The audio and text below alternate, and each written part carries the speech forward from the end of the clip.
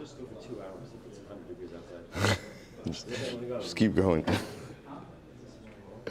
All right, Rabbi, good morning, a good tevach. Let us begin by thanking all of our sponsors for this morning's share, to thank our Talmud Torah sponsors for the month of Sivan. Doctors Steve and Terry Zinn, with gratitude to Hashem as they welcome their 5th grandchild, Gabriel Amichai Zinn, and a loving memory of Dr. Zinn's mother, Doris Zinn, Devora Bas Rabbi Saul Yoel, Zichron Livracha, Shindy and Avram Kelman, from Yerushalayim Yira Kodesh, in commemoration of the yahrzeit of Avram's father, Rafael Yechiel ben Avram, Zichron Livracha, and our week of learning sponsors, Beryl and Rachel Golkin, in the Schus of Refuah Shlema for their nephew, Chaim Meir ben Cyril Bluma. We hope that in the merit of our Talmud Torah, all who need a refuah should have one together with Kol Cholei Yisrael. All of the Neshama Shav and Aliyah, the family Zein Nechama. Kadosh Baruch Hu Shalom Yirtzeh Hashem, make this a week of Besoros Tovos Klal Yisrael, in which our hostages are returned back to their families, our soldiers are successful. B'chol Ma'asei Yodehem, and Klal Yisrael is delivered a decisive victory over all who rise up against our holy nation and our holy people. Jose, with that, let us begin. We have a lot to do today, Baruch Hashem. It's incredible to think this is our last week of Bava Metzia. Not even a full week. Last couple of days of Bava Metzia. Today's daf is Kuf Tez Zayin 116. We are picking up on 116a. I think I just have to bring it closer. I'm sorry. Sorry, I just have to bring it closer. Yeah, sorry. My bad. Wow, it's a tough crowd. Imagine what would have happened days before microphones. It's all right. No, I'm sorry. So we are picking up 2, 4, 6 lines down from the top on 116a. Tanya Kavase de Rabbi Yehuda. So remember again, in yesterday's Gemara there was an interesting discussion regarding how many lavim one is in violation of. Again, let's just take one further step back. Our entire parak, which we are about to Messiah, has been focusing on the concept that when you take collateral, there are limitations with the type of collateral you're allowed to take. Right? You're never allowed to deprive someone of something that they need. What's the definition of need? So need could be for livelihood, or need could be just for activities of daily living. Furthermore, again, we saw other restrictions that Allah Chalamaysa, again, as an individual, I'm never allowed to seize collateral. Whether that means going over to someone and taking something from them, in the marketplace, in the street, or suddenly entering into their home. Beis Din has a different set of halachas. Now what Rabbi Yehuda was coming along and talking about was the concept that if you go ahead and you seize collateral, specifically again in this case the millstones, how many prohibitions are you in violation of? So Rabbi Yehuda wants to say that, remember again, there's a specific law regarding the seizure of millstones, and then there's a general law about going ahead and depriving someone of something they require for their livelihood. Good. So therefore, again, it says lo yachbor rechayim berechav ki nefesh uchova. So Rabbi Yehuda wants to say it's one lav. It's one lav. Or really, we're going to see 2 lavim, but 1 lav. The Gemara says as follows. Watch this. Tanya Rabbi Yehuda. Chaval zug shel saparim v'tzemed shel paros. So we'll say here's the interesting case. Let's say you seized barber's scissors. Now we'll say, now the chap with barber scissors was fine. Take a quick look at Rashi. Chaval zug shel saparim, misparayim shel saparim, vehein shel prakim, v'chol echad kli ba'api nafshi v'osinam alocha, bein shneim kerechayim v'rechev. So this is interesting. So barber scissors, how did you put together a pair of barber scissors? This is actually interesting. Barber scissors really are essentially two knives that are attached with some type of swivel, if that's the right technical term. Each knife has its own identity as a kli. So therefore, again, the Gemara says, and similarly, again, semen shel paros, the yoke of a cow, Rashi points out over here was also, a yoke was comprised of 2 pieces. So when you went ahead and you seized barber scissors, or you seized the yoke of a cow, in essence, you were going ahead and seizing 2 kalim, because each item has its own identity as a kli. Therefore, chayiv shtayim, one will be chayiv twice for going ahead and seizing these utensils. Take a look at Rashi. Chayiv shtayim mishum kinefesh al kol echad. Because we'll say the idea of kinefesh hu chovel, which is that lav, ultimately devolves upon each of these items. Even though, again, the 2 represent 1 kli, but because each of them has their own distinct identity as a kli, therefore seizure of the scissors represents seizure of 2 kalim. Seizure of the yoke represents the seizure of 2 utensils. Therefore, you're going to be chayiv twice. Again, back to Rashi. Mishum kinefesh Al kol echad. V'afapi sheshnehem tzrichen lemalacha achas. Now, even though obviously you can't give a haircut with one blade of the scissors, right? So, right, you can't go ahead and plow the field with one part of the yoke. So the Gemara says, "V'chein seven shal paros, chaval beis paros charshos im tzmadan dahainu nami kli ochal nefesh v'nira be'inesh." Fine, so good. So the Gemara says, "Seven shal chayv shtayim zeh ba'atzmo v'zeh ba'atzmo." What happens if you just seize one piece, one blade of the scissor, one piece of the yoke? Then what's the halacha? Einu chayiv ela achos. You only chayiv once. Okay, that's the first brayso. Tanya idach, another brayso. Chaval zug shal tzapar and seven shal paros. If you take a pair of barber scissors or a yoke of a cow as collateral, lo chayiv ela achos. You might have thought that you'd only be chayiv once. Only be chayiv once. So the Gemara says, "Tamulomar lo yachbol rechayim v'rechav." Therefore, the pasuk says, ultimately again, you shall not seize as collateral the upper millstone or the lower millstone. So ma rechayim v'rechav. So first, I'll take a look at another Rashi for just a moment. Rashi says, Tanya idach dioleflu merechayim v'rechav the iskus shar dvar merechayim v'rechav bechad kra. So also now watch this. We're going to see when the Torah wants to single out the concept of going ahead and seizing something for collateral that a person uses for their livelihood. Ki nefesh hu chovel. Torah uses the example of a millstone. Now we'll say, now you have to ask yourself why. Right? Why is that the paradigmatic example? So now the Brisa says, I'm going to tell you why. So the Gemara says as follows. So the Gemara says, Ma rechai v'rechav shem yuchadim shnei kelim v'osim malacha achas. What's unique about the millstones? What's unique about the millstones are that there are two distinct utensils that together perform one malacha. So it's two distinct pieces, but you need both of those pieces in order to perform the malacha. V'chayiv azeh b'fnei atzmo, v'azeh b'fnei atzmo. And there's a separate lav. There's a separate lav for each millstone. So in other words, even though only when you put the millstones together can they perform their prescribed task, but yet, interestingly enough, they are looked at separately, so that when you seize millstones from the borrower, you actually chayiv twice. The Gemara says, "Af kol dvarim shein shnei kelim yuchadin va'osam malacha achos chayiv azeh b'fnei atzmo v'azeh b'fnei atzmo." So I will say, interestingly enough, halacha l'maisa, the Gemara says, essentially creates a paradigm.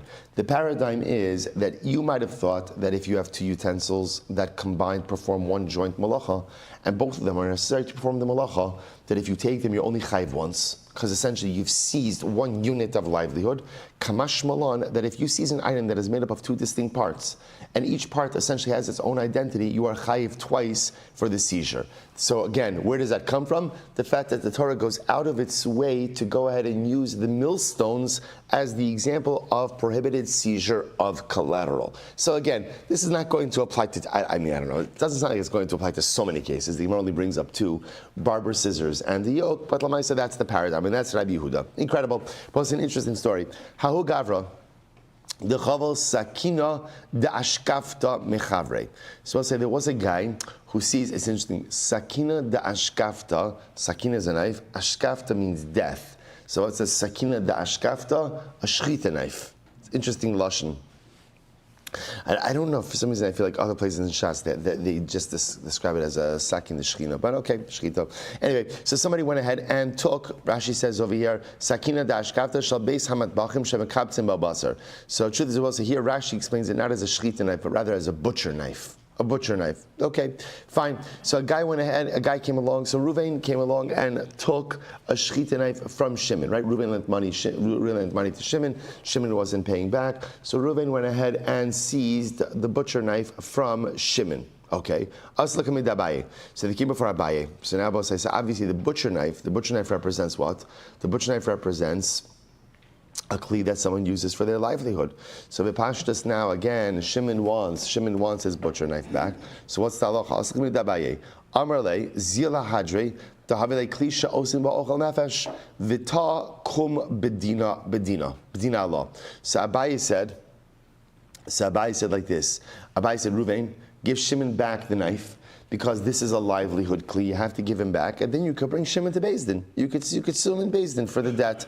Rashi says, "V'takum bedina." Rashi, the last short line in Rashi, To avoid ledin al chovach im modelo or miesh edim yishalim bim lavi shavash v'asesis. So essentially, Abai says like this: Ruvain is creditor. Ruvain, got to give back the knife. That's number one. Give back the knife because the knife is a livelihood kli. So that's one. Number two, take Shimon to Beis Din. Now, what are Ruvain's options in Beis Din? So Rashi is actually a great Rashi. Rashi really spells this out. Rashi says over here are your options, right? Ultimately, again, if Shimon admits that he owes you money, great. Okay, so you'll figure out some type of payment plan. If he doesn't admit that you owe him money, and the halacha is that now that what? And the halacha, and if you have witnesses, great, you collect like that. If he doesn't admit it, and there are no witnesses, so what is your recourse? Ultimately, again, swear. Swear, right? You could take a shvuas hasis, ultimately, again, you take a shvuas hasis. Fine, those are the options. Rava says, no. Lo tzarich lamekei medina Allah v'yachol liton ad kedei demehen. So Rabbi say, Rava highlights something very interesting over here. Rava comes along and says, no. So Rabbi say, here's the problem with Abaye's, what's Rava's problem with Abaye's position? See, Abaye essentially deprives the lender, Ruvain, of any legal strength, right? Because think about this. What does Reuven have to do? Reuven has to return the collateral and essentially go back to Beis Din and kind of like start from scratch, right? He's got to essentially prove that Shimon owes him this money, because obviously that's the case we're talking about over here, because Lamaisa, if Reuven was holding on to a shtar, if he was holding on to a collection document, so okay, as they say, there's nothing to talk about if you're holding on to a collection document. So obviously, Reuven sees the collateral because he's not getting anywhere with Shimon. So Abaye is saying, give him back the collateral, go back to Beis Din, you kind of have to start from square one. So Rava says, no, why should you have to start from square one? Watch this. Lo tzarich lamekei medina Allah v'yachol liton ad kedei demehen. So Rava says like this. Well, say, take a look at Rashi. Rashi says, Rava Amar, Kevan de mashkene ve'ein edim shemashkeno, hayayachol liton lekucha hi biyadi, lo tzarich lamekam bedina iluya, dekana lemashkon lishava v'lital ad kedei damav. So it's incredible. So Rava says the truth is Ruvain has a very strong leg to stand on. Why? So Rava say, Ruvain admits that he seized the knife as collateral, but Ruvain could have also made another claim. What could have been his claim? I bought it. I bought it's my knife. It's not Shimon's knife. It's my knife. I bought it. And I will say again. And what would have been the halacha? What would have been the halacha had Reuven made the claim that he bought the knife from Shimon? What would have been the halacha? Shimon, you want to look? Remember again, possession has 9 tenths of the law. Reuven has the knife. Shimon's claiming it's not yours. Okay, Shimon, so you prove it. So Reuven could have made the claim that the knife was his, right? But he doesn't. Instead, what he does is he makes the claim that the knife is collateral. So it's almost like a shtickle migo over here, right? So therefore, again, Rava says, listen, Reuven is certainly entitled to collect the debt, at least up to the amount and value of the knife itself, right? Because since technically speaking, he could have held on to the knife, claimed lekucha hi biyadi, and Shimon would have really had no recourse. When he claims it's collateral, he at least is entitled to the debt up to the amount of the knife. Now, if the debt, any amount of the debt that surpasses the value of the knife, okay, then that's going to require some level of adjudication. Quite incredible. So the Gemara says, "Va'abaye lesle ha'isvara." So does Abaye not hold? So we'll say. So Rava says again. Let's say, see this incredible machlokes. Abaye says, and by the way, Rav is not disagreeing that you have to give back livelihood collateral. He's not disagreeing with that. What he's saying is, in this case, where there's no proof as to what anything that's happened, Abaye and the lender has the knife, he has the ability to claim, I bought it. When he admits that it's only collateral, then halacha l'maisa, that should give him credibility to collect a claim up to the value of the knife itself. So the Gemara says, Abaye lesle ha'usvara. Why doesn't Abaye agree with this? And as Rav is saying, good. According to Abaye, Reuven has to give back the knife to Shimon, go to Beis Din, and essentially start from scratch. Why doesn't he agree with Rava? So the Gemara says, Maishna mehano easy, the achli chushla benarda. So I'll say, why is it different in the following case? So there was a guy, right? Let's call it Shimon, right? Shimon had goats, and Shimon's goats went and ate of the grain, and ate in the field of Reuven. Va'asamar de chushla, v'tafas lahu, and Reuven came along and he seized the goats. It's like your goats destroyed my wheat field. So Reuven seized the goats, the katoin tuva, and ultimately again, and he was claiming obviously the amount. He was claiming the amount of the grain that was destroyed. Ve'amar Avod Shmuel, and Avod Shmuel said, Yachol liton ad kidei d'mehen. Ultimately, again, so Rabbi says the same thing in this case over here. Reuven has the ability to claim the value of destroyed wheat up until the value of the goats. Right? Since Reuven is in possession of the goats, and he could just as easily claim that what? The goats were sold to me, right? L'kucha ben miyadi, but he's not claiming, he's admitting, I seized it in satisfaction of a debt, therefore he's entitled to the debt up to the amount, up to the value of the goats. So you see that this is a concept. So why doesn't Abaye hold of this? So Rabbi said it's very interesting. Hasam, lav midi de'avdi la'oshli u'la'ogri.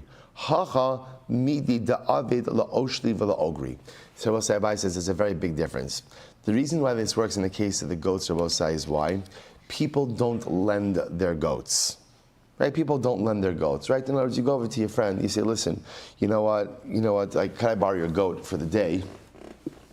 I don't know, the family's away, whatever it is, so the might say, can I borrow your goat for the day? So people don't do that. People don't really, they don't lend out livestock. So therefore, there's only really one of two ways in which livestock is. So therefore, I would say, if Reuven's goat or Shimon's goat is in Reuven's possession, so B'Pashtos, Shimon didn't lend it to him. So what's a more plausible explanation as to why Shimon's goat is in Reuven's possession? He sold it. He bought it, right? He bought it. So therefore, again, when Reuven has those goats, the halacha almost views it as if Reuven is the one who bought it. Now, Reuven is admitting, I didn't buy it. I seized it in satisfaction of a debt because Shimon, your goats destroyed my wheat. So that's the kind of case where halacha l'maisa, then Reuven, that's a strong claim. However, when you're dealing in a case where halacha l'maisa, a kli that is usually lent out, so therefore Rabbi Say claiming that because it's in your possession, it means that you could have claimed that you bought it is not a bona fide claim. So therefore, again, what Abaye posits is like this: knives, people lend out knives. So because of that, when Reuven has Shimon's knife, so Reuven can't claim. You see, it's in my possession and I bought it. Why? Because there's another plausible explanation. What's the other plausible explanation? That Shimon lent it to him, because people lend knives. So because of that, that's why Abaye, even though Abaye conceptually agrees with this construct, Abaye will not apply it to the shechita knife case. Because the whole, right, Rava's whole chap is, since Reuven could have claimed, right, that I bought the knife, therefore when he admits that I didn't buy it, I seized it as collateral, he's entitled to collect the debt up until the value of the knife. Any amount beyond that he's going to have to prove in court. So Abaye says, but that's not true.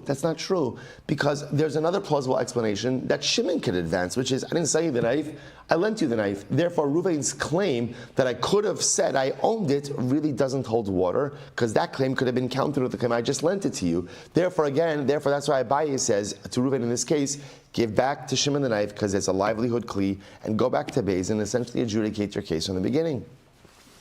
So the Gemara says as follows. The Gemara says, the Shalach Rav Huna bar Avin, here it is. Dvarim ha'asuyin lahashul lahaskir va'amar lekuchen hein biyadi ein onamon. They say in general, whenever you have items that are commonly lent, and let's say the person who is in possession of it says, possession is 9/10 of the law, it's in my possession, therefore I own it, we say, no you don't. Because if it's a kli that is normally lent, it is just as probable or possible to say that you borrowed it and not that you own it. And therefore, halacha l'maisa, you can't hold on to it. That's why Abaye rejects Rava's approach in the case of the shechita knife. The Gemara says, Rava lesle hasvara, but does Rava not hold of this? So now the problem's on Rava, right? Because remember, again, let's go back for a second. So now, Reuven lent Shimon money, Shimon hasn't paid, Reuven seized Shimon's shechita knife. So what did Rava say? Rava said, okay, Reuven, you are entitled to go ahead and collect the value of the shechita, the debt up to the value of the shechita knife. Why? Because you could have claimed that you bought the shechita knife. But one second, we just said that items that are normally borrowed and lent, there's no claim that I could have claimed that it was mine. That claim evaporates. So doesn't Rava hold of that? So why does Rava hold that Reuven is entitled to collect the debt up to the value of the shechita knife? So this is very interesting. The Gemara says Rava does hold to this svar. Rava apik zuga de sarbala v'safra da agarata miyasmi b'dvar ma'asuyin lahashil lahaskir. I will say because the Gemara tells a story again, unrelated story. Well, it's not unrelated. Rava one time went ahead and extracted a cloak and a sefer of agarata from Yisomim, gave them back to their original owner, because even though the Yisomim claimed that ultimately, again, it was theirs, these are items that are normally lent, and therefore he gave it back to the original owner. The point is, Rava also agrees with this concept, that when it comes to items that are normally lent from one to the other, possession doesn't automatically give you a potential claim that, oh, you see, I bought it. Since it's normally lent, therefore, again, that claim that I bought it really evaporates. So, again, full circle. So let's come back to the shechita knife. So let's remain focused over here. So why is it by the shechita knife case? Remember again, Reuven lent Shimon $100, $1,000. So Reuven went ahead, Shimon's not paying. Reuven went and seized Shimon's shechita knife. They came before Rava. What did Rava say to do? What did Rava say to do? So number one, you have to give back the knife, right? Why do you have to give back the knife? Why? Livelihood kli. You have to give back the knife. But, what's the but? You are entitled to collection of the debt up to the value of the knife. If the debt surpasses the value of the knife, you're going to have to go to Beis Din. But up to the value of the knife. Why? Because you had a strong halachic claim. What was your halachic claim? You could have claimed that what? The knife was mine, and walked away.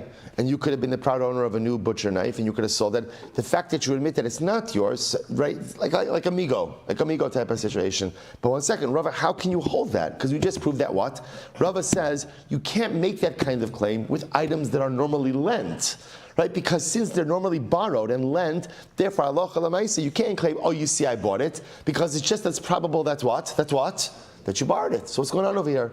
To which the Gemara says, no. Hai nami kevan de mifkima kapti inshi below mashli. Now, I will say, you have to understand something. A shechita knife, or a butcher knife for that matter, is not something that people lend out. That's why, by the way, it makes more sense to say that this is a sugya regarding shechita knives. Right? So remember again, a shechita knife you have to be very careful with, because if a shechita knife develops a nick, it could totally go ahead and invalidate the shechita. And obviously, invalidating a shechita, in general, whenever you have an invalidated shechita, so it costs a lot of money. Right now, if the animal is a treifa, it's the animals, it's okay. But if the shochet did it, because of the way that he did shechita, that's human error, has a significant loss. So therefore, Rava says, people don't lend shechita knives. They don't lend shechita knives. So therefore, again, a shechita knife would be an item that people don't lend. And because it's an item that people don't lend, therefore, halacha l'maisa, when Reuven does have it, he could have made the claim, L'kucha hi biyadi, I bought it, it's mine. The fact that he admits that it's not his, but instead, halacha l'maisa what? But instead, I seize it as collateral, therefore he's entitled to collect the debt up to the value of the shechita knife. So I will say, and that seems to be the conclusion over here of the Gemara, that since halacha l'maisa, he could have claimed the value, right? He could have claimed l'kucha hi biyadi. Therefore, again, in this case, he is entitled to the debt up to the value. And I will say, I just want to point out, this is all talking about a situation where, of course, we don't have a shtar, right? If we had a document, then that would be something different, right? But l'maisa, again, so Reuven is entitled to claim the debt up to the value of the knife. Anything beyond that, he would have to go to Beis Din and go through the mechanisms described above. And I will say, Hadrun alach, Hamakabel. I will say Mazel Tov. I will say it also tells you something very interesting over here. This last piece, that people don't lend out stuff that could get ruined. People don't lend out. So I don't lend out my shechita knife because ultimately, again, it could get ruined. I will say, I think it's also like a tremendous Moser Haskell. Just sometimes we allow like our neshama to be placed in situations that it should not be placed in. Right? We kind of lend out the neshama a little bit, assuming that the neshama is not going to get nicked, the neshama is not going to get damaged. People always have to be careful with things that could get easily damaged. They don't lend it out, they keep it close to the chest, they hold it. I want to be a charitable and kind person, but with things where if they get damaged, the cost is quite significant, I'm going to be much more careful with what I do with it. If that's true for the shechita knife, Allah has kama v'kama. Elokaim neshama shenasata bi tahorihi. Right, the thing I have to be careful with about getting nicked or getting damaged most is my neshama. So be careful where you put it, right? And be careful, quote unquote, who you lend it out to. And be careful what you allow it to get exposed to. Because one little nick, one little thing creates so much damage. Not irreversible damage, right? Because Baruch Hashem, there's always tshuva. But Lamaisa, if a person is going to be makbid on the shechita knife, where one little nick could ruin a shechita, Alachas kama v'kama, how careful I have to be where I allow my neshama to go and the exposures and the influences that I allow to be around it. Incredible. Hadrunach HaMakal will say, Mazda, brand new parak. Brand new parak. I will say, it is very exciting. This is our last parak of Bava Metzia. Our last parak. Okay. Let's go. Good. Kuf Tesayim base 116b. Habayis Valley. We'll say some actually really great real estate cases here. Habayis Valley Shel Shnayim. Okay, here we go. Two-story house. Reuven lives on the upper story. Shimon lives on the lower story. Okay, they're partners, right? Jointly owned property. Rashi says over here, Habayis v'aliyah shel shnayim, ki gon shnei achim shechalku, echad natal bayis ve'echad natal aliyah, shal gabav, va'avanim shel chomos habayis, min tikras habayis hatachtona, shi karki isa shel aliyah. Well, fine. So Rashi points it out over here as two brothers who inherited a house, but it doesn't matter. Reuven and Shimon could also be friends, and they decided to buy a piece of property together. Two-story home. Reuven lives on the top story. Shimon lives on the lower story. What happens? Shenaflu. We'll say the house fell down. Baruch Hashem, everybody's okay. Everybody is okay. Baruch Hashem. But the house fell down. So now what's this? Now what's the shaila? The shaila is, what do you do with the materials? How do we deal with that? So what's the halacha? Cholkim be'itzim ba'anavim u'ba'afar. So we split up everything, right? So literally, again, we split the wood, we split the stones, and we split afar. Also means the dirt. We're going to see what that really means is like the mortar. So in other words, we split all the materials. The ro and elo avanim ha'asuyos leishtaber. And this is actually very interesting. Now, the assumption is like this: in the pile of rubble, there's going to be whole stones and broken stones. So we look at, ultimately, again, which part of the structure do we think is most probable that the whole stones are from and that the broken stones are from. So we'll say, we're going to discuss this. We're going to discuss, I'll just tell you this right now. There's two ways that the structure could fall. It could either collapse, right, which is essentially what they call like pancaking, right? It could just fall onto itself, or it could topple over. Now, the interesting part is like this: if it pancakes and it just collapses down, then bepashtos, it's the stones on the bottom that are broken, right? Because of the impact and of the pressure. If it topples, then bepashtos, it's the upper stones that are broken, just because of the height in which they fell and the impact that'll break. That's the idea that the Mishnah is operating on. So therefore, again, halacha l'maisa, if it pancakes, then we assume that the majority of broken stones really belong to Shimon, the lower story guy. If it topples, the majority of broken stones ultimately are really going to be the possession of Reuven, the upper story guy. Again, we'll get into this more. Now, what happens if one of them, right, Reuven, let's say, says, oh, you know what, I recognize that's my stone. In other words, I recognize that stone, however he's recognizing it, right?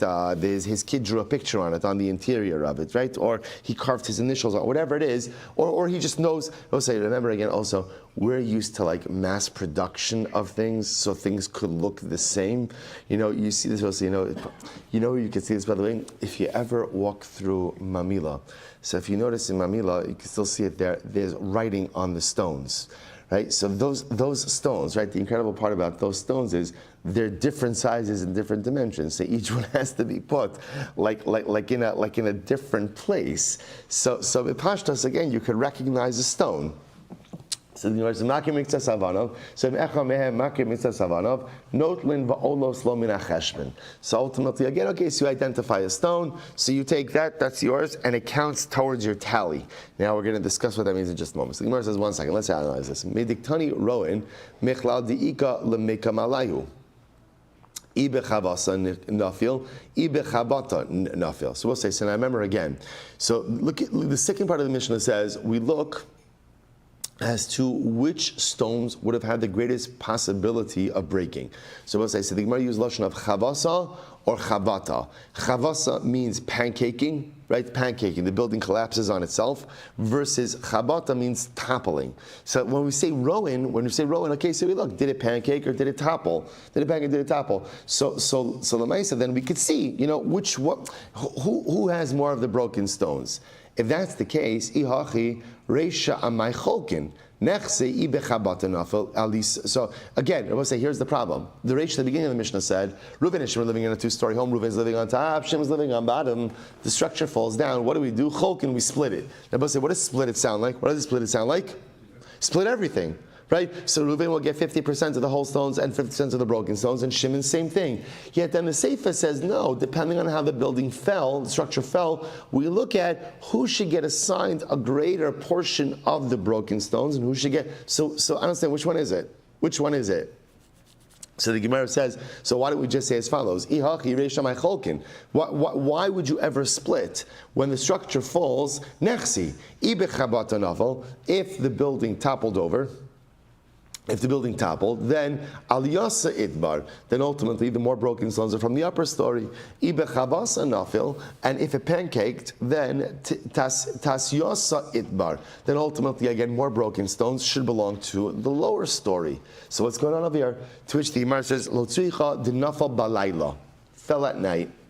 Reuben and Shimon were away, right? They were away. It fell at night. So because it fell at night, no one saw exactly how it fell. All right, so I don't understand. Just in the rubble itself, there's a difference between pancaked rubble versus toppled rubble. Just what's the word? Just from the we'll call it like collapse radius. Right? In other words, that like again, it's just when it topples, the rubble. First of all, when it topples, the rubble is going to be spewed presumably in one direction, and further out. If it pancakes, it's going to be much more equidistant. So just look. To which the Gemara says, "Dipaninhu." What happens? They cleaned it up. They cleaned it up quickly. So the Gemara says, "V'lechse man paninhu." So why don't we say? So let's ask the people who cleaned up the rubble. What did you see? So the Gemara says, "De paninhu b'nei rishus harabim va'azlu la'alma." So what happened? So we'll say, so if you can imagine, maybe the house was right by rishus harabim, so the rubble fell into rishus harabim. So who cleaned it up? People, like pedestrians. They just got it out of their way and they went on with their lives. In other words, they're not here. They're not here to ask. So the Gemara says, "Birshus deman yasvan v'lehavi idach hamotzi mechaver alav araya." So we'll say, so why don't we see into whose property the rubble was cleared, and then ultimately again the other one will be hamotzi mechaver alav araya. To which the Gemara says, "Lo tuicha diyasvan b'chatzar detarvayhu."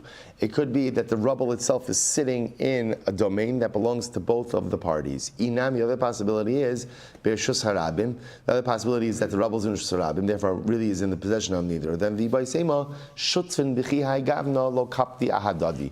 Abos, it could very well be that halacha ma'aseh when Reuven and Shimon partners like this, the fact that the rubble is in one of their rishuyos and not the other, because they're generally not makbid on one another, that doesn't create a presumption of ownership, and therefore doesn't trigger amotzi mechaber alav haraya.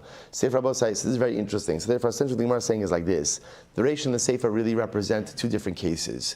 The Reish's case of Cholkin is literally the building fell down, and you have no way of knowing what happened. So when I have no way of knowing what happened, what do we do? What's the halacha? What's the halacha? Cholkin. And what do we split? What do we split? We split everything. We just split everything down the middle. That's it. The next case of the Mishnah is when we could see how it collapsed. Did it pancake or did it top?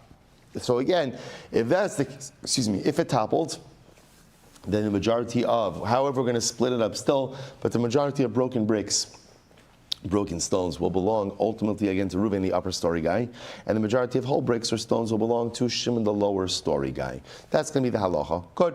Says the Gemara, Vim haya echa mehen makir. Suppose it's interesting. If one of them, however, recognized his stones, then they go to him.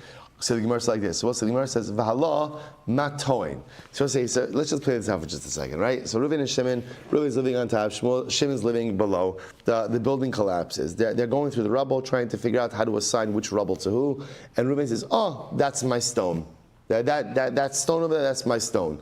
What is Shimon saying when Reuven makes this claim? right? Either ka'amar in. So if Shimon is saying, yeah, okay, good. So pshita. So I don't understand. So there's nothing to talk about. Vi'i lo amar in lama notel. Now, if Shimon did not say, okay, then why would Reuven be able to take it? In other words, so what's happening over here? Ela da amar le eini yodea. Rather than say, what's happening over here? Reuven saying, that's my stone. And Shimon saying, what is Shimon saying? I don't know. I don't know. So the Gemara will say, so therefore the Mishnah says, in that case, Reuven is allowed to take the stone. They'll say, now, by the way, we saw this before, what does this become? This is a case of Bari V'Shema. Reuven's making a definitive claim. Shimon's making a non-definitive claim. He's just saying, I don't know. So Bari V'Shema, Bari Adif. So therefore Reuven's going to win. Reuven's going to win. The Gemara says, by the way, limited to have it to Rav Nachman. This should be a refutation of Rav Nachman. What did Rav Nachman say? The Itmar, so we just saw this. The Itmar, Manalibi, and we're going to see it again. Manalibi Adecha V'Hala Omer Eini Odea. Right? Reuben goes over to Shimon. Shimon, you owe me $1,000, and Shimon says, I don't know. So I can neither confirm nor deny. I don't know if I owe you. So we'll say, what do you do in this kind of case? Rav Huna Rav Yehuda Amri Chayiv. Rav Huna Rav Yehuda say you're Chayiv. Right? Why? Again, Bari V'Shema, Bari Adif. Reuben's making a definitive claim. Shimon's saying, I just don't know. So Reuben's definitive claim wins. Rav Nachman Rav Yochanan Amri Pater. Rav Nachman Rav Yochanan say, no, Shimon doesn't have to pay anything. Why not? Here we go. Kidam Rav Nachman, Kegon Sheyesh Asik Shvua Beinehen. What's the case of Osai? Of Asik Shvua. Again, we'll define what this means in just a moment. Hachanami, Kegon Sheyesh Asik Shvua Beinehen. So over here, we're dealing with a case of Asik Shavua. What's the case of Asik Shavua? Hechidami Asik Shavua, Kidirava. The Amarava, Manali Biadacha, Vala Omer Ein Lecha Biyadi Ela Chamishim, Vashar Eini Yodeya, Mitoch She'en Yachal Shalem, Yishava Yishalem. So remember again, we saw this case. Reuven goes over to Shimon and he says, Shimon, you owe me $1,000. Shimon says, listen, I know that I owe you $500. I don't know about the rest. So Rabbi so you would say to yourself, what is that called? What is that called? Modeh b'miktsas. In this case over here, you can't apply a shvua. Why can't you apply a shvua? Because since Shimon is claiming, I don't know about the rest, you can never take a shvua on an undefined claim. Right? When someone says, I don't know, so because of that, because you ultimately, again, can't take a shvua, therefore, again, the halacha is, you have to pay. You have to pay. So therefore, Rabbi again, the Gemara is suggesting over here, that this will be the same type of case. That once ultimately, again, Shimon is saying, I don't know, this becomes like a case of Asik Shvuah, and that why halacha l'maisa Reuben gets to take his stone. Okay, interesting case. Take a look at Rashi. Rashi, Asik Shvuah, v'hachanami kevan demodeh b'miktsas, v'amar eini yodeh b'miktsas, t'chayiv Shvuah, da'araisa mishum hodah b'miktsas. So as I say, ultimately, again, so the Gemara is going to apply, it's just an interesting, a little bit complicated way to explain this line of the Mishnah, but that's going to be the way that Reuben is able to take the stone that he is claiming is his. We're dealing with a case over here of where Shimon says, halacha l'maisa, I don't know. Okay, but all those now watch this. When Reuven identifies the stone that's his, so what happens? What does the Mishnah say? That counts towards his tally. So I'll say, so the shaila now is going to be, what does that mean? It counts towards his tally. So the Gemara says, Savra v'lemeimar lefi cheshben shvura. So we'll say, so now watch this. So let's assume the case is like this, right? Reuven and Shimon are living together in this house. Reuven is on the upper story, Shimon is on the lower story. The house collapses. Let's assume for now that this is a case of cholkin. Meaning what? That halacha l'maisa, no one knows how it fell or what happened. So what are we going to do in a case like this? Split everything evenly. So Rava wants to suggest things like this. But let's say, just for argument's sake, right? There's 200 stones, right? 200 stones, 100 broken ones, and 100 whole ones. So they'll each get 50 of each. That's the way it's going to work. 100, right? 50 of each. Now let's say Reuben comes along and says, by the way, that stone over there, that's mine. That's mine. As we just pointed out, Reuben is going to be believed. So Rabbi say, what cheshbon does that come out of? So Rabbi wants to suggest, essentially, that's not part of Reuben's whole stone cheshbon. Instead, it's part of Reuven's broken stone cheshbon. In other words, Reuven will get the same amount of whole stones that he would have gotten, even had he not identified the stone. Now that he went and he identified a stone, essentially, that takes an additional whole stone from Shimon and now gives it to Reuven. Therefore, Reuven has one less broken stone as part of his tally. So in other words, the identified stone offsets the number of broken stones he's getting. So in other words, the tally of whole stones, that's established. Anything else that you identify, essentially comes out of the other party's whole stone tally. That's actually the way it works. So therefore, diminishing your broken stone amount. Interesting. So again, it comes out of your tally. In other words, it diminishes your tally. So you'll get your number of broken stones -1, because again, essentially, your identified whole stone is taking the place of one of the broken stones.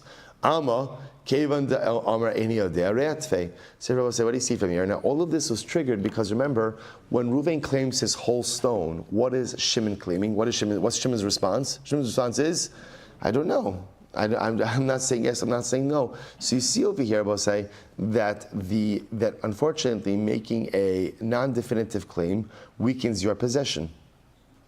You're right. If you don't know, you are in a worse position. I'll say, by the way, there's a lot of profundity in that statement as well. See, I was saying, a lot of times in life we think that ignorance is an excuse. Right? I didn't know. So, it's reminiscent of the Gemara Maseches Makos. The Gemara Maseches Makos talks about, again, someone who kills someone else accidentally. Right, so Reuven's chopping wood Reuven's very busy this morning, right? Reuven's chopping wood in the forest, and what happens? The axe head falls off, or a splinter comes off the wood, kills Shimon. So what's the halacha? Reuven's chayiv, not chayiv for capital, but he's chayiv golus, he goes to exile. The Gemara says it's an accident, to which the Gemara says, Di'iboy leili yunei. Should have been careful. In other words, I don't know, or I had no idea is not a good excuse. Di'iboy leili yunei. I will say the truth is, if we think about this, it's the same thing in our Yiddishkeit. A lot of times we do things wrong, not because I want to do things wrong, but because I don't know.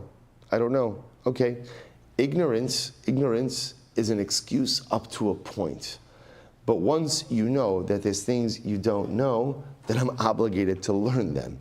Failure to learn them, and therefore continue to make mistakes, is not a defense. There is culpability for that.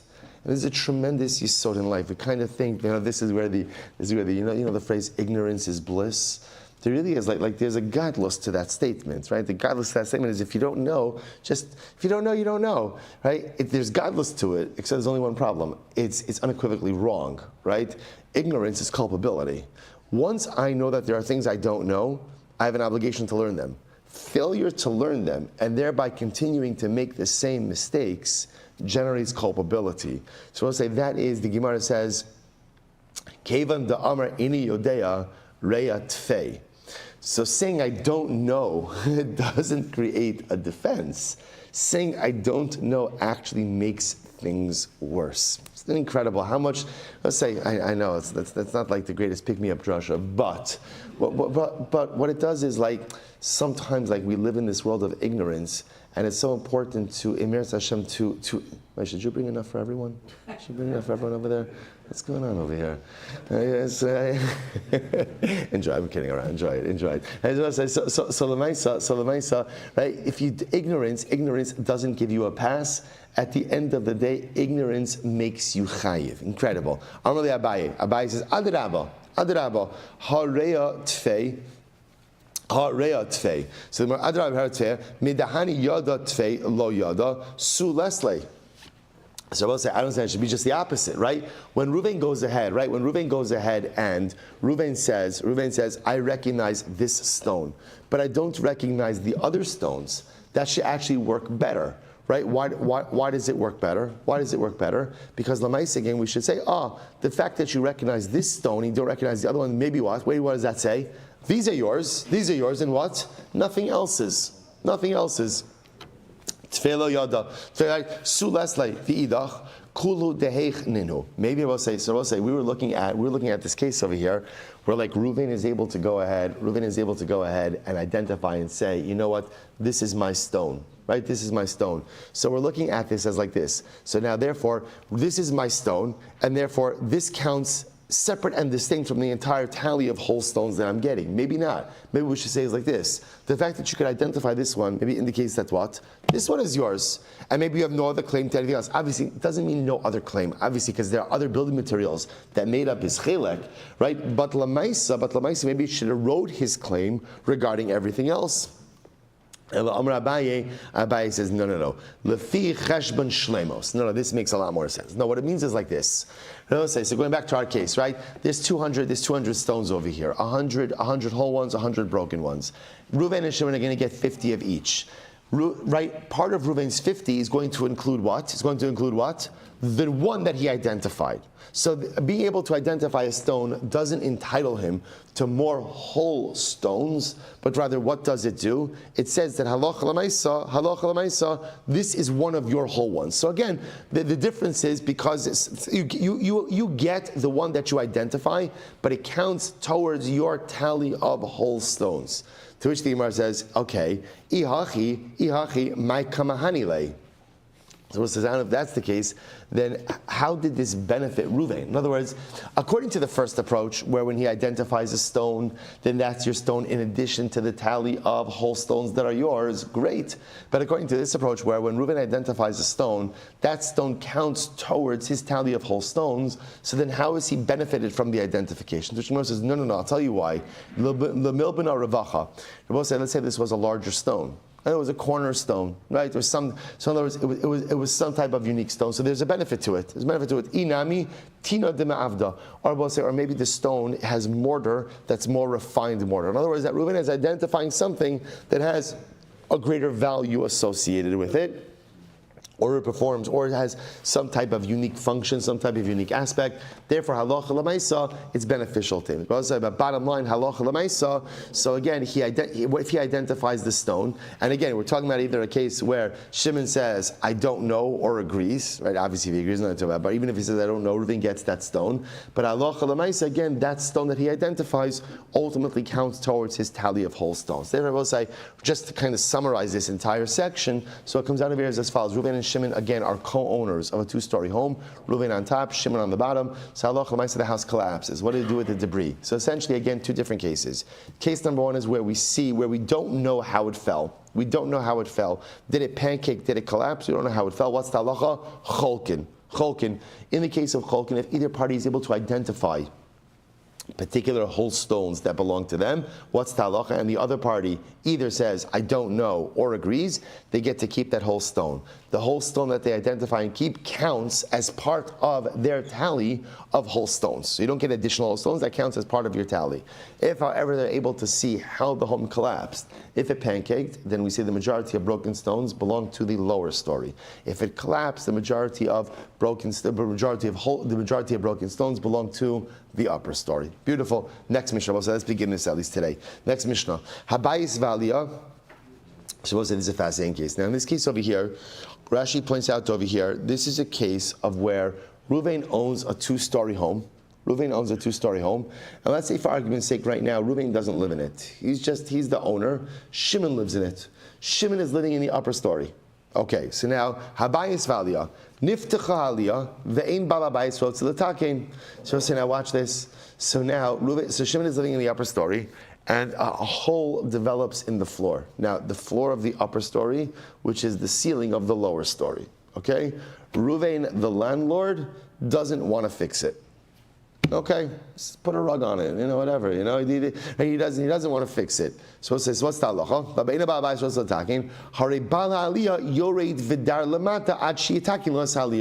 So again, Shimon has the right to say, okay, you don't want to fix it, that's fine.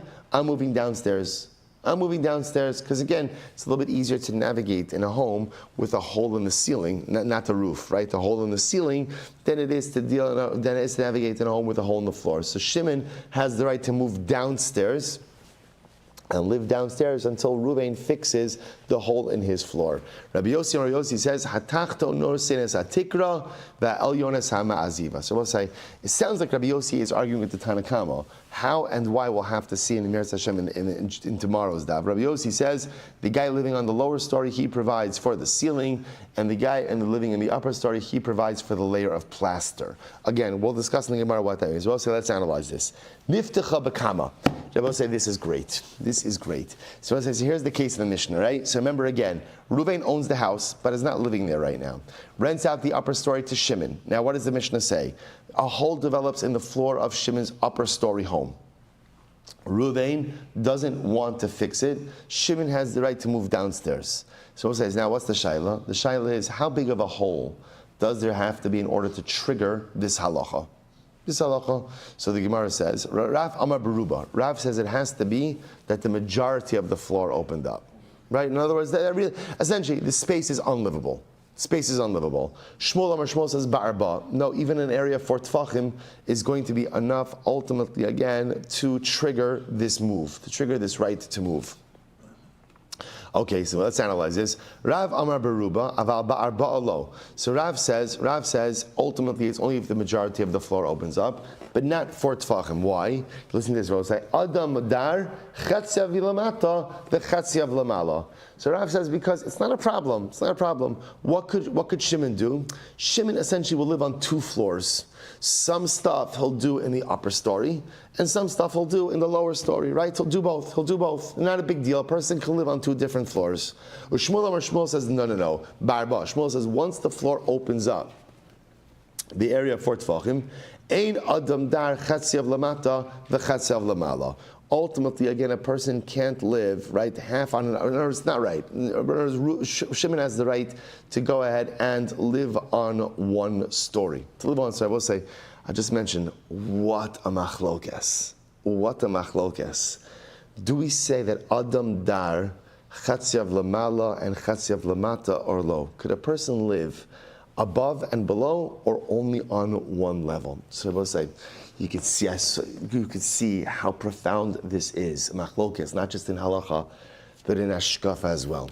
They'll say, do we not constantly feel this push and pull? Where I feel like on one hand, my neshama is pulling me to be otherworldly. Right? My neshama is pulling me lamala. My neshama is pulling me higher and higher. Right? My guf is pulling me lamata, lower and lower. And it feels like my life is so often this tug of war between, on one hand, the desire to be holy and to live lamala, and on the other hand, again, recognize that I am an earthly, physical, material being and live lamata.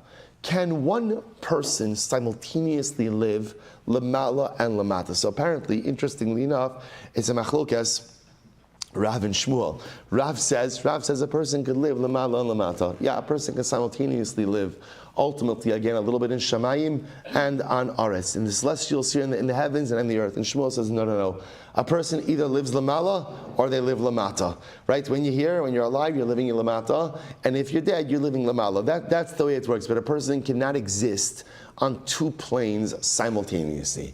So Rabbi will say, who's right? Who's right? How do we paskin? Well, we haven't gotten to the halacha, but how do we paskin hashkafa l'maisa? How do we paskin?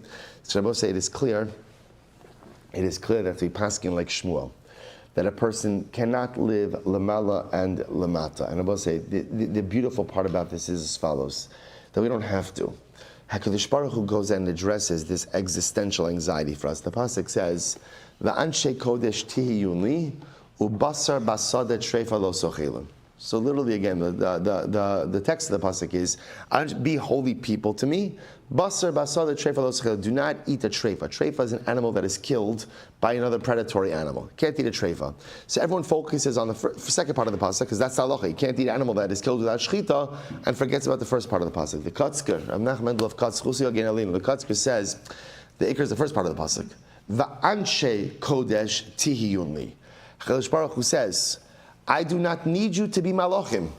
I have plenty of malachim. I have legions and legions of angels. I did not put you in this world to be a malach. So why did I put you in this world?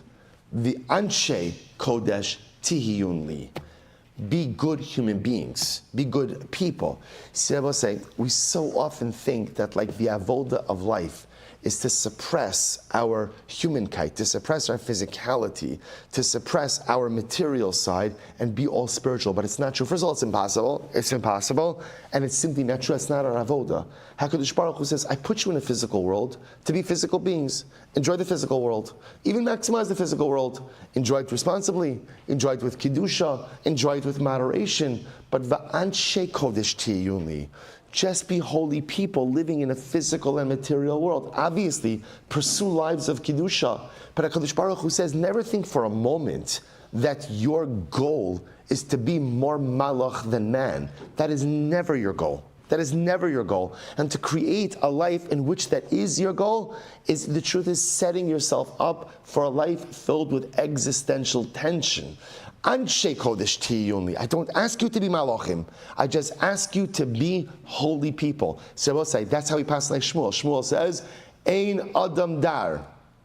Ein adam dar. Ein adam dar. Chatziav lamata v'chatziav lamala. Doesn't work. Doesn't work. A person can't live half the time in Shamayim and half the time on Aretz. When I'm here until 120, I'm in the Aretz. And then again after 120, I'm dar lamala. That's it. You can eliminate the existential tension that so often we go through. Right? Sometimes we get this flawed chinuch that our goal is to be more malach than man. Who says? I don't need you malachim. I don't need you to be malachim. I have malachim. What do I need from you? I need you to be anshe kodesh tehiyunli.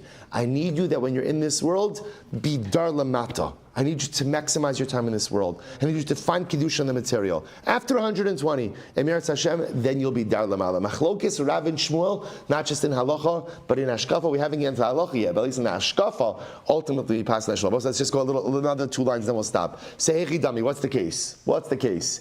Id Amar Aliyazu Azda. So if Ruvain rented Shimon, he said to him, I'm renting you this aliyah, this upper story, then Azda. And I must remember again, when you have such a specific rental, so in this case over here, where there's a hole in the floor and it's no longer usable, so that aliyah is gone. There's nothing more to talk about. And therefore, again, the truth is, Ruvain shouldn't really have any more responsibility. Ela de Amrle aliyah stam. Rather, what happened? So Shimon went ahead, Reuven rented to Shimon an aliyah stam. He said, I'm renting you an aliyah, an upper story. If that's the case, logar la'achrisa, if there's a hole in the floor, then let Reuven rent Shimon another aliyah somewhere else. Somewhere else. Amarava lo tzricha de amrle aliyah zu shani maskir lecha. Ki salik ba'ada v'chinachis chavas ba'ada. Rather, Rabbi says it's very interesting. What did Reuven say to Shimon? Reuven said to Shimon, I am renting you this aliyah. When it is kisalka, when it is standing, go up in it, and when it is not standing, go down in it. So inherent in the rental itself was a recognition that I'm renting you the upper story, but if for some reason the upper story is not usable, then what? You can go ahead and go downstairs and use the lower story. So if that's the case again, so obviously then when there's a hole in the floor, so that of course then Shimon is allowed to go downstairs and use the structure, use the downstairs. So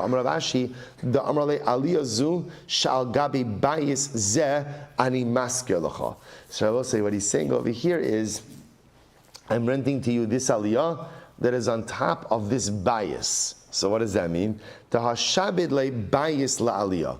What he's doing is he's going in and being mishabed. So we'll say, interestingly enough, what he's going over here is he's essentially being mishabed. He is almost like, what's the right word for mishabed? He is, he is almost like he is encumbering almost the use of the lower story to the upper story. In other words, when he says I'm going ahead and ultimately giving you this aliyah, this upper story that is standing on top of this lower story, he's being meshabed the lower story to the upper story. So should the upper story no longer be usable, you get automatic use of the lower story. So we'll end off with this. He says, so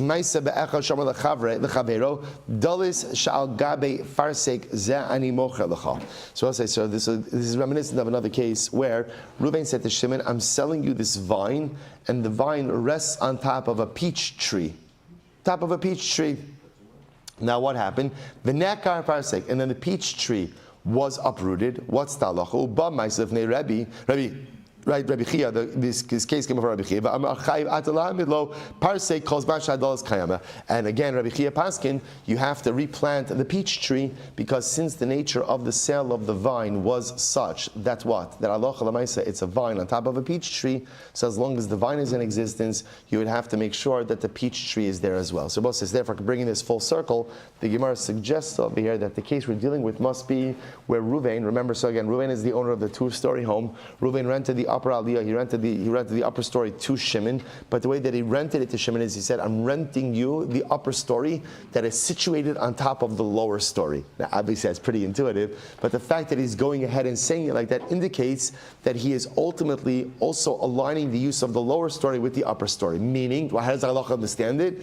That should, for some reason, the upper story no longer be usable, you can what? Move downstairs and use the lower story. Now, the machlokes Rav and Shmuel is still in existence. How unusable does the upper story have to be in order to trigger use of the lower story? So that's the machlokes, right? So ultimately, again, Rav is going to say the majority of the floor opened up. Shmuel says 4 tefachim opened up. Resolution of that machlokes Emir Hashem tomorrow. Shkayach, I will say.